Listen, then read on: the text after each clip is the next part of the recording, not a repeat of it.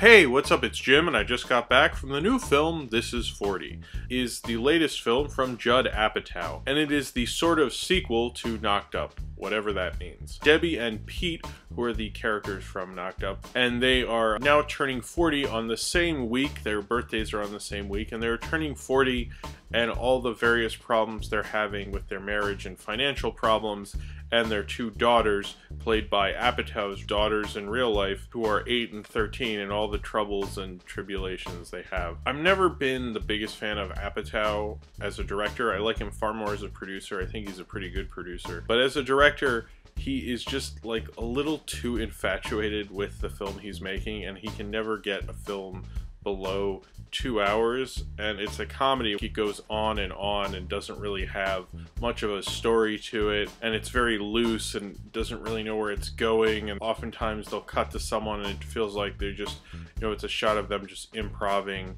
forever and ever, and sometimes it's very funny and other times it's very grating and it like goes on too long. And I think all of his films are too long. Even the ones I like, I'm always like, this is like maybe 20 minutes too long, and This Is 40 is no exception to that. But I think the problem with Apatow I really have is that I wish he would understand more of what he's trying to do. I think he's really good with actors, and especially comedic actors, and he can get them to improv and do really hilarious scenes, but he's not really that good of a storyteller, and I wish he would kind of cut back on the storytelling and maybe make it more looser. I think he is trying to act like he is a storyteller, and he wants to make like mainstream Hollywood comedies. But at the same time, he wants to be this like comedic John Cassavetes, and they've never been a very good marriage together, frankly. It's always been uneasy. It's never really worked out very well. There's a point in this film where Debbie and Pete, played by Leslie Mann and Paul Rudd, or Debbie mostly, decides they have to do new things with their lives and stop having the Wi-Fi and, like, you know, live this new life because they're 40. But that's really not that central to the movie. But then the movie keeps bringing it back up, like, oh yeah, remember that thing we talked about? We had that family meeting.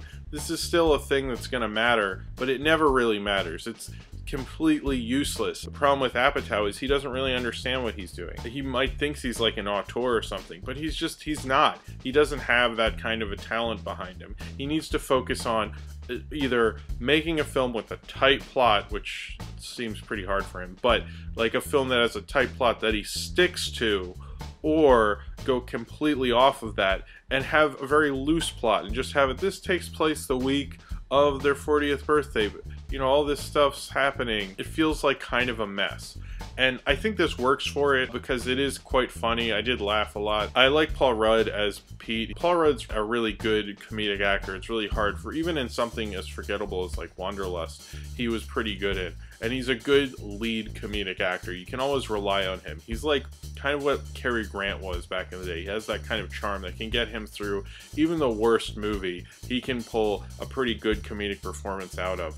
And I think Apatow is smart to rely on someone like Paul Rudd to carry the heavier burden of the lead in the film. But then, you know, when you get someone like Leslie Mann, this is kind of more the self-indulgent side of Judd Apatow, is like, I don't really think his wife is a good actress. If Leslie Mann wasn't married to Judd Apatow, I don't think I would know who she is. I get why he puts her in stuff because he's in love with her. She's just not that great of an actress. She's kind of bland. Paul Rudd has to carry a lot of the movie because Leslie Mann's just frankly not up to it as an actress. I think he thinks that she's a star, but I just don't really see it, you know. But his kids, I thought Maud and Iris Apatow, especially Maud Apatow as Sadie, I thought she was pretty good, and I think they have a lot more presence than their mom, frankly. Even the 8-year-old.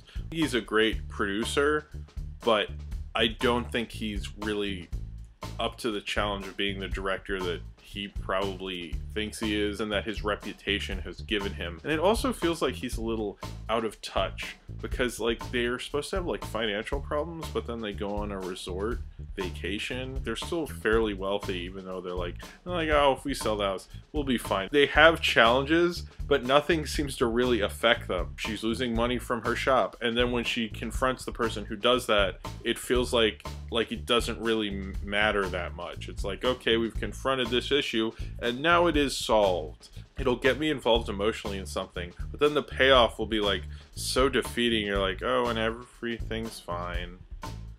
oh, okay, I guess this is like life.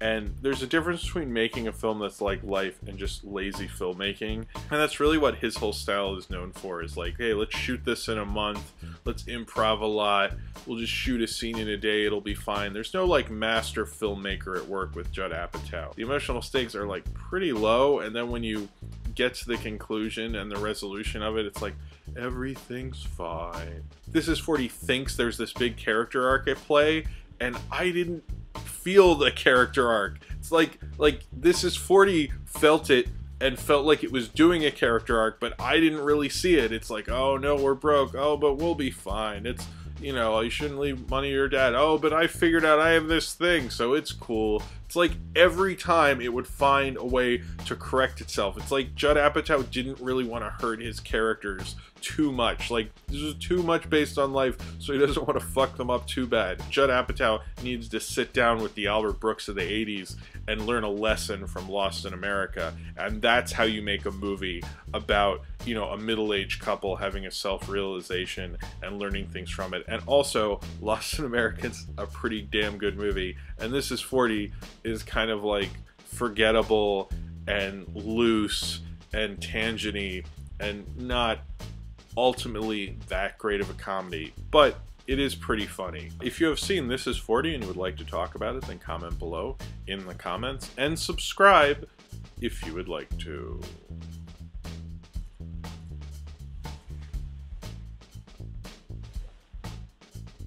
I'm really into leaning back at the end of these. Merry Christmas, by the way.